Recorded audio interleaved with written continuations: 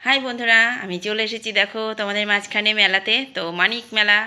তো দাদা বৌদির এখানে দোকান দিয়েছে, আমি একটুখানি দাঁড়ালাম দাদাদের দোকানে। তো আমার ভীষণ ইচ্ছে করছিল এগুলো একটুখানি নাড়াচাড়া করতে।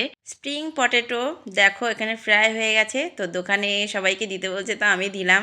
আর পাশে থেকে আমার বান্ধবী আর একটা বন্ধু এসে শুধু হাসাচ্ছে, বলছে দোকানদারি তো হেভি বানিয়েছে, তো তোমরা কে কে খাবে, তো প্লিজ চলে আসো, গরম গরম মচমচ করছে সত্যি। খুব ভালোই লাগে খেতে, মোটামুটি খারাপ লাগে না, আমার তো ভালোই লেগেছে। তোমাদের মানে কাদের কাদের ভালো লাগে, কে কে খেতে ভালোবাসে, একটু কমেন্টে জানাবে। আর মেলাটা আমার বাপের বাড়িতেই। আর এখানে দেখো সবাইকে দিচ্ছে, তো আমি দিলাম। আমি একটু হাতে হাত মিলালাম সবার, তো বান্ধবীকে দিতে গেলাম, তো বান্ধবী বললো আগে বন্ধুকে দিতে। তো বন্ধু এখন নিচ্ছে।